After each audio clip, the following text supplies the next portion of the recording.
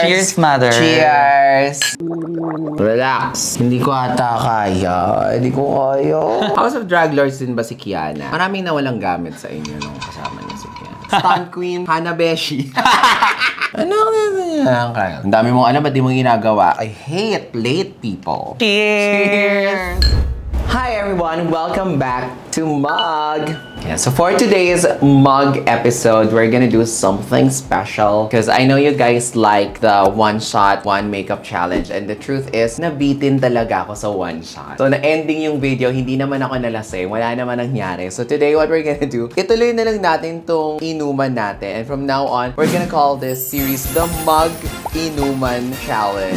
So for today, syempre ayoko naman mag-inom mag-isa, di ba? I invited one of my kids at Playhouse Prodigy, and I will be doing her makeup habang nag-iinuman kami. Ano kaya magiging itsura niya? Hindi ko rin alam. So tawagin na natin siya, ladies and gentlemen. Please welcome Rian Monte Carlo from CDO.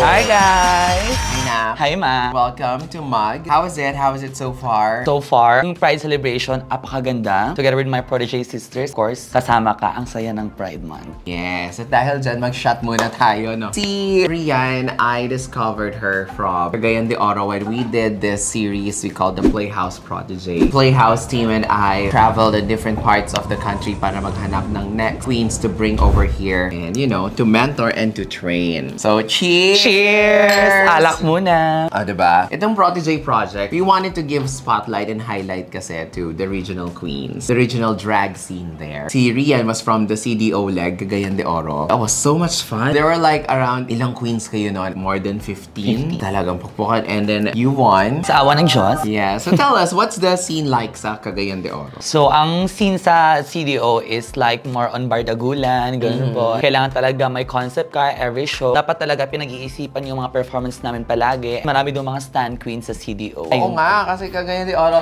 stunt queens, Hanabeshi. Anong stunt ni Hanabeshi? Egg roll. Sino ba mga stunt queens nyo? Kiana! Kiana, yes, of course. Bakit kaya? Bakit stunt queens kayo doon? Siguro yung mga bakla laging sumasayaw, tumatumbling, gano'n, nakikisplit. Pag walang magawa sa buhay, split na lang, gano'n. Kaya siguro puro mga stand queen mga bakla doon. So dapat pala taga-CDO ako kasi stunt queen talaga. Ay, true! So habang nagkukwentuhan tayo, tutuloy ko na yung pag-makeup sa'yo, ha? Bibigyan kita ng mga tips here and there, pero eventually, I want you to have your own techniques pa din. Gagawin ko sa'yo yung mga usual na ginagawa ko sa mukha ko. Feeling ko na makakatulong sa iyong drag journey. Aminin natin, itong mukhang to ay isa sa pinakamaganda sa industry. Tama! Oh, cheers ulit! Cheers!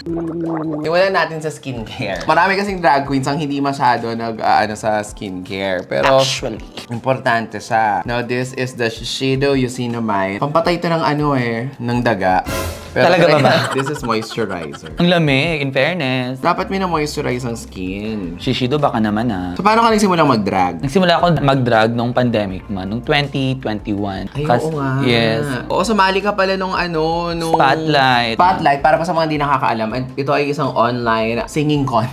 Hindi, it's online drag competition. Ang host nito ay si Katkat. This is by Love Yourself. Shout out to Love Yourself na bumuhay ng maraming bakla ng panahon ng pandemic. Direk Kiko and everyone. Tapos isa ako sa mga judges. So parang atake niya, parang siyang The Voice. Tapos may mga mentors. May mentors, ganyan. Season 1 winner was Mix Chanel under the House of Le Queen. So kami ang reigning winner. So nung season 2, nagpalit na ng lahat ng mga judges except me. So season 2 ka sumali. Yes po, ma'am. Ang nanalo doon si Marta. Oo, si Marta Amethyst. Naalala ko man, nung season namin, wala pa akong shoes no, nag-audition. Tawang-tawa yung mga bakla kasi nakapaalang. Ilang taong ka nun? I think nasa 20 or 21 pa ako nun. Talagang batang-bata. Baby. Pero yung mukha, charot. So after natin mag-skincare, gamit ng primer. Hindi ka gumagamit ng primer eh. Oo, bagong-bago ko lang yung natutunan, ma. Yung mga bakla, hindi sila nagpa-primer. Ang primer ang para kumapit yung makeup nyo. So pinag-block ko na siya ng eyebrows because I'm lazy like that. Sinong idol mong drag queen bukod sa akin? Siyempre, ikaw naman. Ikaw na yan eh. Eva La Queen na yan eh. Bakit mo ako idol? Siyempre, Bukod sa maganda, magaling na. Magaling sumayaw, mag-stand. Sun queen kasi. Sun queen kasi. Tapos si Mama P, ganun, Mama Precious. Precious na yun, apagaling niyang performer. Oh, ako nagturo dun, di ba? Ang asawa ko. Asawa ko. Usually, ang ginagawa ko after, may color correct ba sa'yo? Oo, meron. Kaunti lang naman yung Sa mga mga beard sumpa mo. Mas marami yung sumpa ko. Normally, dapat kasi nasama sa kino-color correct yung kilay.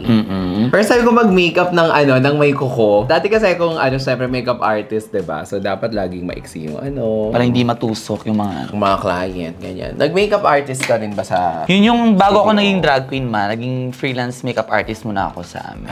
Yes. Tapos nung pandemic, nagbi-makeup na ako. Saan? Sa St. Peter? Grabe ka naman, ma. Hindi. Sa sementeryo kaagad, ma. Saan ka nag-makeup na? Sa CDO. Tapos ayun na, nung pumunta kami dito sa Manila, may nakita ko sa online, which is yung Spaces. Naisipan ko, mag-join ako nun. Nag-invest na ako doon ng mga wigs, mga damit, stockings, pero walang tiil. Ayun lang. Ano bang shoe size mo? 42, 41. Ayan. Ang laki ng paa. Tama, dinosaur. And usually, pag malaki daw talaga yung ng paa, malaki din yung Di tayo sure. yung medyas, syempre. Ilagay tayo ng liquid foundation sa'yo. Bakit drag? Bakit mo naisip mag-drag? Nung high school ako, naalala ko sa Pisonet ng kaibigan ko. Nanood siya ng RuPaul's Drag Race.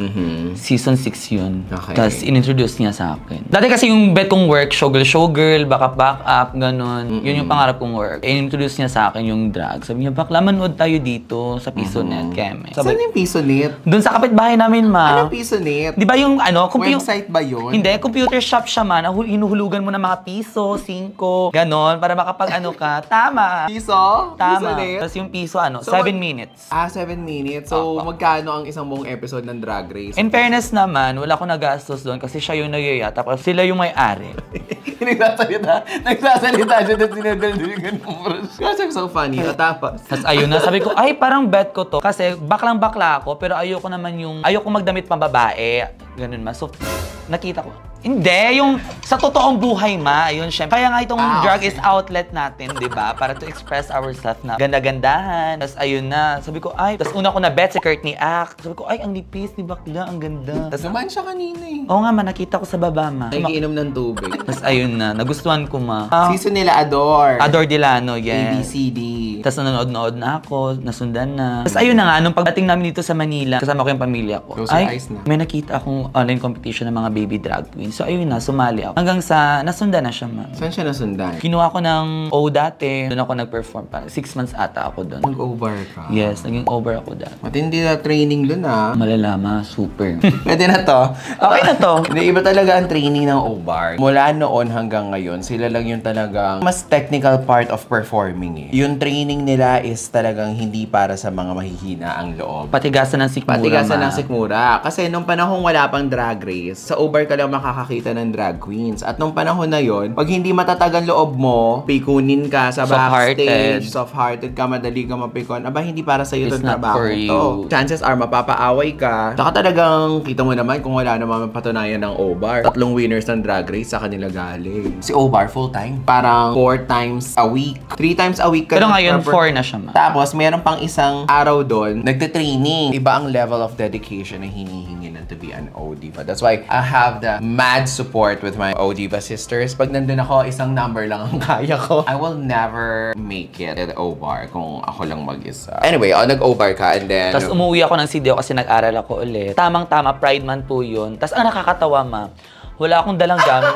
Sorry, I'm fine. Wala akong dalang gamit nun. As in, parang dala ko nun is 3 costume lang. Tapos yung costume na yun is pang grupo pa yun ng O. So hindi mo siya pwedeng, individual. Sa akin naman yun, kasi for individual naman yun. Tapos tawag dito, gusto nila ako mag-perform. Pinilit ako ng isa kong kaibigan. Sige, mag-perform ako. Tapos na-discover ako ni Mother Hale Demetrio. Doon na nagsimula na nakilala ko siya. Piniyak ka.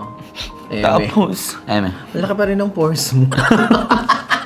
Tapos ayun na, nag-racket kami. Nagsabayan kami ng racket. Tapos pilit mo siyang ituloy habang nakasara yung bibig niya. In fairness naman, Tapos niyaya niya ako, sabi niya, why not join the House of Drug Lords? Ano ba yung mga drug lords na yan? Kami yung nagpapak. Charot! Sabi ni... House of Drug Lords is composed of different kind of mga bakla. May mga Okay. photographers, may mga makeup artists. So para pinagtipon-tipon kami ni Mother Hill para maging isang napakagandang house. Sa awa ng Diyos, naging successful naman yung house namin. 4 na taon na po kami ngayon na magkasama ng mga sisters ko. House of Drug Lords din ba si Kiana? Yes, Tama. House of Drag Lords po si Kiana. Maraming nawalang gamit sa inyo nung kasama niyo si Kiana. Sakto lang, ma'am. Hindi naman ganun yung sister ko. Mabait yun. Oo naman, Emily. May isang fairy godmother. May fairy godmother, may-ari siya ng Superstar KTV and Lounge.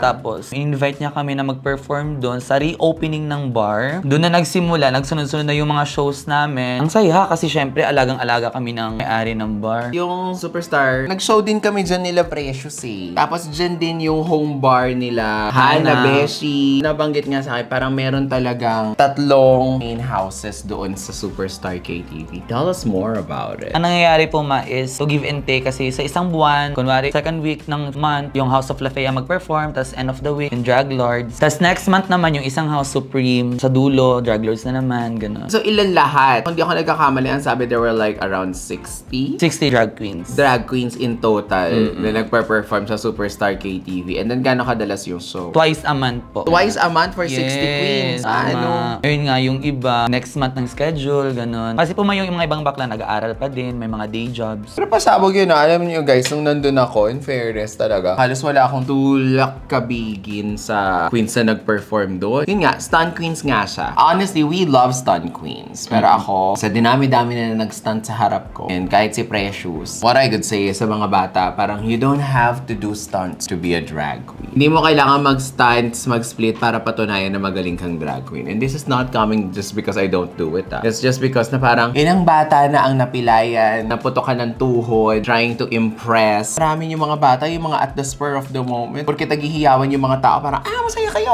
O, pak, boom, boom, boom, boom, boom, boom, boom. It's not worth it. It's not worth it. Pero kung kaya nyo, I think my advice here is that kung gusto nyo mag-stunt, do all the necessary stretchings, aralin nyo kung paano. Paano ba tamang mag-land ng dip? Paano ba tamang mag-land ng split? Si Hana, hindi naman nagsa-stunt yan si Hana, pero may shock value. Yeah. Diba? Mataba kasi yung utak ni Hana eh. Oo, galing. Actually, yun ang maganda sa sobrang colorful ng drag scene sa Cagayan de Oro. Pero parang feeling ko, ang kulang pa rin ng isang bar lang. Bakit? Bakit kaya? Bakit na? Bakit isa lang? Siguro yung mga tao madaling maumay, ganun. Ha? Ayaw nila magkasawaan, ganun. Ha? So kaya nga yung mga bakla, every time na mag-show, talagang may bagong ilalabas na concept. Ha? Parang ang concern ko is parang bakit isa lang? Sa dinami-dami ng talented na drag queens, bakit isa lang yung superstar? Ano ginagawa ng ibang mga restaurant katulad ng Sunburst? Ba't hindi sila?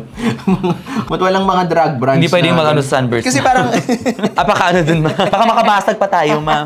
Hindi, pero parang ang point ko dito is ang kulay-kulay ng drag scene. Ang daming talent. Bakit wala masyadong spaces for them? Siguro, ma, ibang bars is hindi nila kakayanin yung budget ng queen. Kasi syempre, di ba, hindi naman tayo lalabas ng ano lang. May mga bars naman nag-open for drag show, pero hindi siya tumatagal. Naliligwak ka agad. Siguro nga hindi siya sustainable in that sense. Kasi syempre, mahal nga naman ang wig. Pero alam mo, dyan din nagsimula ang Maynila. Lahat naman kami nagsimula din sa ganyan. Kahit nung panahon na wala pang drag race, talaga. Ayun lang. Nakainom na ako. Cheers! Cheers, mother! Cheers! Okay, maghilay na tayo. Alam mo, ang strong kasi lagi ng kilay mo eh. Yes. Apakakapal doon ang kilay ko, kaya binago ko na. Imagine. Naka-Beyonce kang hair, tapos yung kilay mo, Bong Revilla. Di ba? Parang ka magkilay. Okay din sa mga nanonood, mga chikiting.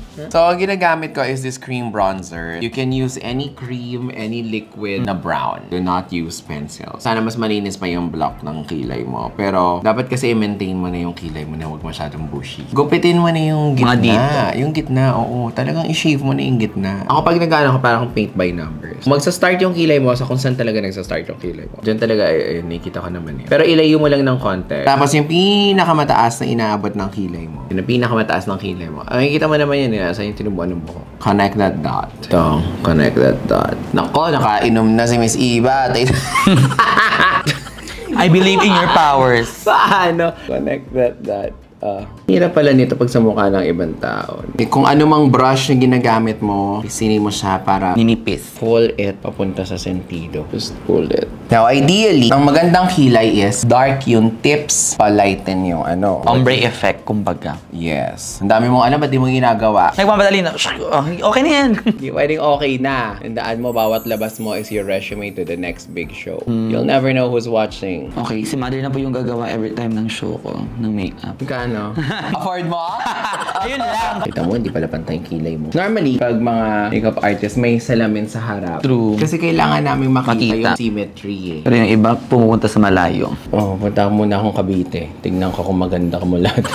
Mga taga-CDO ba, is it considered Visaya? Mga Bisaya talaga, ma. Ang tigas ng mga Bisaya doon. Parang medyo galit, gano'n. Minsan sabihin ako, galit ka ba? So, can you tell us, kasi alam mo, this has been like an ongoing anong mga regions sa atin ang considered Bisaya area? Ang alam ko, ang hindi na Bisaya pagdating sa Mindanao is si Zamboanga. Ano na siya, Chabacano siya, ma. Mga Chabacano medyo Spanish. Yes po, sounding. ma. Yung Davao naman, Bisaya pa din po. Bisaya pa din yung Yes po, Davao. ma. Pero yung mga ibang mga words sila na hindi namin alam, may mga own dialect sila na mga hindi namin naintindihan. Tapos parang medyo may shortcut. Like, for example, hawod. Hawod. Ganun sa kanila. Ano yung hawod? Hawod means, How would you do it? hawod means, ang galing, ganun. Hawod cake ka, ganun. Hawod ka. Hawod cake ka, ang galing Tapos mo. sa kanila, ganun. hawd. Hawd, yes. Nindot. Ano yung nindut? Nindot means maganda. Nindut. Nice, Maganda. ganun, yes. Ano pa? Ayun nga, turuan mo ako ng mga ano. Himus. Sa Butuan naman yun yung Ano yung himus? himus means cute. Apaka-himus mo, ganun. Pero sa CDO, wala yung word na himus. Huwag mong galawin yung kilay mo pag nagkukwento ka. Kunwari passport bawal yung bumili. O, tapos. Aligri. Aligri means masaya. Wala namang aligri sa CDO sa Cebu lang yun. Halimbawa, sa mga gay lingo. Aba, shika yuch ba? Magpapakilay ka. Palayo ka ng palayo. Ano ibig sabihin nun? Ang ingay mo bakla. Paano pag tanongin mo, top ka ba or bottom? Ganun pa din. Unsa man ka, top ka or bottom? Unsa man ka, Oo. top or bottom? Or unsa ka, top or bottom? Ganun. Unsa ka, top or bottom? Ay, very good ka dun, ma. Diba? I'm a multilingual now. Tapos sabi nila is, mga taga Cebu daw, mga Bisaya, magagaling daw mag-English. Pero hindi tayo sure sa akin, ha? Cebu ka ba or CDO? CDO talaga, ma. Lumad gidako sa dakbayan sa Cagayan. Lumad. Di ba yung Lumad Society? Lumad means doon na talaga. Kumbaga, Oh, is it born yung- and raised, ganun. Is it different dun sa Lumad? Pero may mga lumad pa din na tribes po. Oo, yan, the tribes. Kili pa lang yan, ha? Di mo pa nga alam ano itsura mo. Oo, yun yung challenge, eh. Pag nakita mo, kahit kamukha mo si Pura Luca Bella. Maganda naman si Sister Pula. Dahil ganun talaga. Siyempre, pag makeup artist din kasi, naiinis sila pag may mga hawak na mga salamin. Paano pag bagwa yung hawak?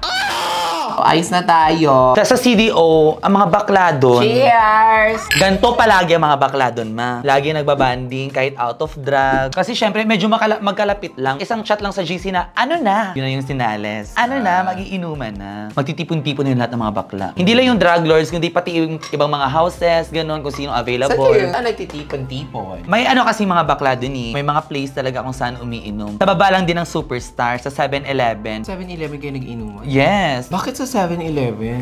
Syempre, mas mura. Di ba mas mura sa tapat ng tindahan? O nakiki-aircon lang kayo sa 7-Eleven? Sa labas din naman. Mahangin naman yun sa labas ng 7-Eleven. Bardagulan. O, split dito, pak! Split dyan, pak! Ganon. Ang hirap niyong kainuman. Nagsusplit kayo. Ganon talaga, ma. Parang dapat open forum na lang. Walang ganon. Bawal yun, ma. Bawal? Baka mapunta pa sa ano, sa sapakan. Okay, so gagawin ko sa'yo, sa eyes mo, yung quintessential Eva Signature cut. cam. Signature Eva cut. Anak, nasan yung ano ko? Kahanap nga yung aking vaccination card. Pag hindi ako nag-vaccination card, then it's not it. Kumbaga, siya yung swerte na nagdadala. Oo, itong vaccination card na to, ito yung vaccination card ko sa Drag Race Season 1 at sa Global All-Stars. Ay, talaga, akin na nga yan, ma. Umabot to kay RuPaul. Akin na nga yan. Yung iba naglalagay ng mga tape din eh. Sa tape pa? Vaccination card lang. So, ano natutunan mo nung nandito ka sa Manila? How would you compare your life here in a span of 1 month na nandito ka? Una sa lahat, tinuro mo is bawal malit, ganun po. Aba, hindi ko kailangang ituro yun. Hindi ko kailangang ituro yun. Kasi Oh. sa CDO, kilala ako na late may ganun. I hate that.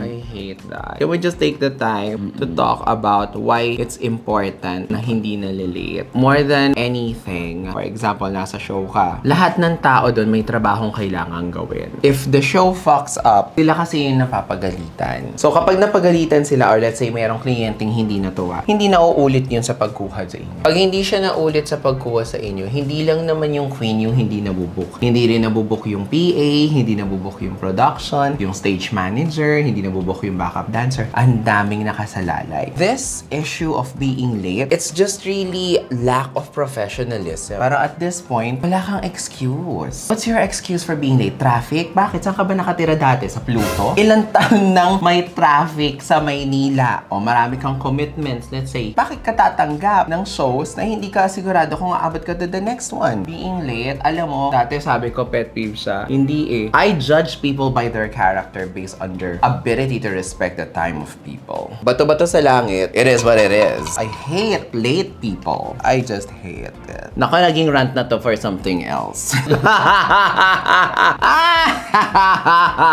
Happy birthday to you. Kaya anak, try not to be, ha? Yes po, ma. Hindi excuse yung halimbawa. Kung umulan, if you will tell that are beyond your control, of course, sino ba naman tayo? Alam nga namang awayin ko si Lord. But for things that are within your control, tas pinili mo pa rin late, that speaks so much about character. Kaya nga this time, sa gabi, nagpe-prep na ako ng mga gamit. Alam ko naman kung gaano ka-traffic yung Manila, may. Oo. Alam mo, sa industriyang to, hindi tayo mauubusan ng magagaling at talented na drag queens. Laging merong mas magaling. Laging merong mas talented. Kung talent ang talent lang din, Diyos ko, naglipa na. And in fact, sa industriyang to, ang talent is bare minimum. Pero what sets you apart is work ethics. Work ethics. A lot of people forget that, and it's just disappointing. So, I'll ask you to close your eyes and then raise your brows. Para may ayan. I close my eyes. Bawal mo nang dumilat man, no? Yes. Dumilat ka, tutusukin ko yung mata mo. Siyempre, lagyan natin ng touch of gold. Yes. There. Para na mahingang mapayapa lang siya. Cheers! Cheers, mother. So, magla-liner na tayo. Sana mapantay. Naantokan na.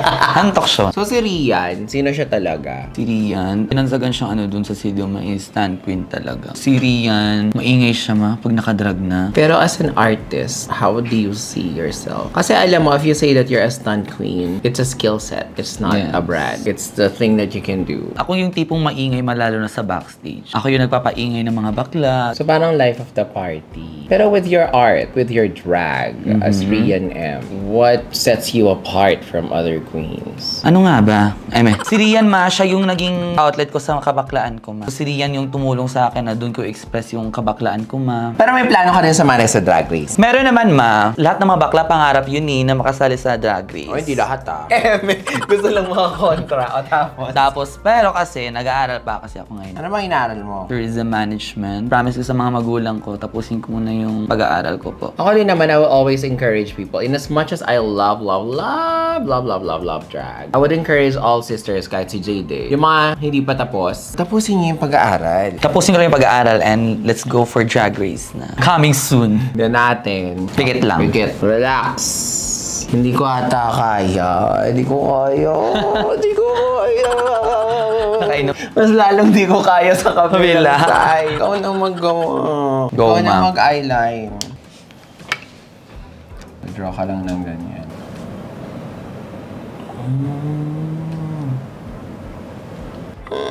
Alam ko na, sa mga susunod na mga mag-inuman, ganito na lang. Bring your own liquid eyeliner. So, ano na tayo? Mga blusher, ganyan. So, kapag magde-drag ka, anong gusto mong maalala sa'yo ng mga tao? Maalala?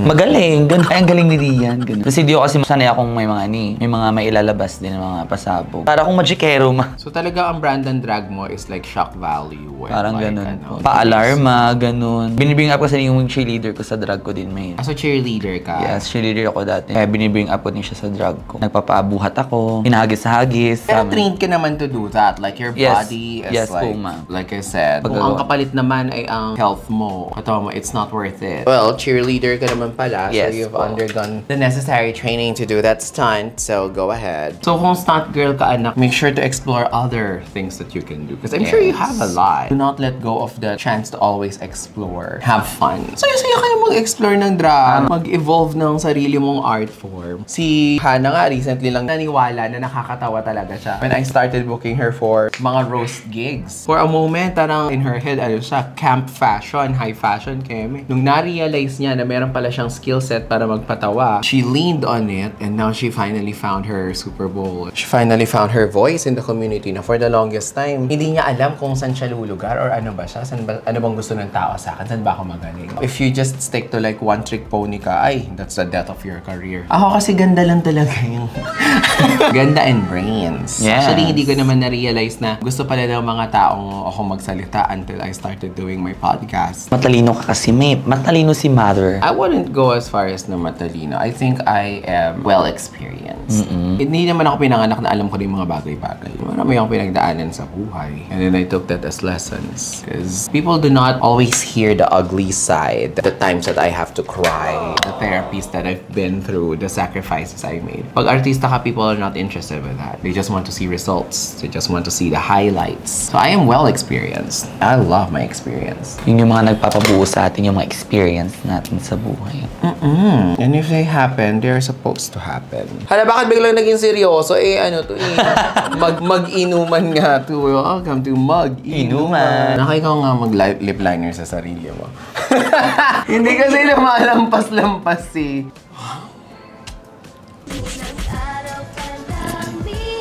TikTok, TikTok. And if you hear this on the gong at the back, gong. Habang nandiyan ka, maganda yan eh. Mag-lipstick ka na rin. Total, may hawak ka ng salamin. Ikaw na gumawa. Kaya hindi ako nagtuloy na maging makeup artist eh. Yung bride no, ang dami niya, pwede mo bang i-adjust yung... Alam mo, ikaw na. Parang kulang sa... ikaw, edi ikaw. Eto. Cherry. Nakita mo ngayon hinahanap mo. Tangay na para ng tito. Ano ako na yan? Kyle? Relax. So, a lot of the kids miss this part. Lagi silang parang may laway dito. Kasi hindi nila nilalagyan ng concealer yung gilid ng bibig. It's the details like these that matter, you know. Ang motto kasi ng Playhouse is excellence and mindset. Work ethics and mindset. Excellence and work ethics. So ano talaga? Excellence and work ethics. Excellence is the mindset. So I'm saying, shucks, nakainom na ako. Mindset talaga is excellence. What do you mean by excellence? Excellence is you do the right thing every time. Huwag mong titipirin yung makeup, huwag mong titipirin yung rehearsals. Kung ano yung kaya mo with all the circumstances that you have at the moment, ibigay mo lahat. That's what makes you an excellent person. Don't get excellent by dahil sinabi nila, ala, sobrang galing mo. You are excellent because you're the kind of person knowing that you've done everything in your power and gave everything each and every time. That's what excellence is. Excellence is not always in the results. Excellence is in the mindset. Bakit naging evangelism naman? Uy! Okay, set na natin ito. Close your eyes. And think about Jesus. Magla-lashes at magka-contact lens, mag-wig at kineme-kineme lang tong si, Pero mag-cheers muna tayo before we do that. Yes. Cheers! And we'll be back with the final look. Ibang-iba, Mother. Mukha ka ng baby queen. Yan. Baby queen. Ayan. Ang ganda ma. Tapos, walang eme, tapos ang gaan pa ng kamay ni Mother. Alam mo yun? Kasi yung ibang mga bakla ang bibigat talaga magbengkay sa mukha ma. Kaya ganun yung mukha nila, bibigat. Actually, ang ganda ko tonight. Pili ko ako talaga si Mother. Mother Eva. Bulilit nga lang. Mini-me, ganun. Pero ano sa tingin mo sa mga nilagay ko sa'yo yung ikikeep mo na mga I think, technique? unang-una, syempre skincare. Importante yun, skincare. Kasi dati hindi ako nag-skincare I mean, wala akong masyadong nilagay pag nag-makeup ako, diretso ako foundation. Ay, mas swerte ka nga, wala ka pang breakouts eh. Kahit na hindi ka nag-skincare, wala ka ng mga pimples, yung mga uka na gano'n. Puriya buyag. Next is, etong paangat, para snatch na snatch. Yung kilay, yung eyeshadow. Kikip ko to, para angat. Tapos, yung nose line, syempre. Kasi masyado akong ma-harsh mag-nose line. Ayun na pala yung sekreto. Highlight lang, tapos konti lang yung contour. You're such a beautiful kid. Thank you so much, Mother. Thank you cheers sa pamilya. Cheers! Ayan. So, anong mga comment nyo? Nagustuhan nyo ba yung makeup niya? Kamukha ko ba siya? Bagay ba sa kanya? If you like this video, please don't forget to like, share, and subscribe. Toggle that notification bell or something. Oh my God! Hindi na makapag-spill ng maayos. Kung may gusto pa kayong sabihin, any comments, type them below. Any other queen na gusto nyong imbitahan natin dito sa Mag-inuman. So, nasabi ko na pala yun. So, until then, thank you so much and we'll see you in the next video. Bye! Ang nose line mo, hindi mo na siya kailangang Mag-draw pa. heavy. Kasi hindi naman pangat yung ilong mo eh. Kung let's say yung mga ilong mo, sino ba mga may pangat na ilong? Huwag naman.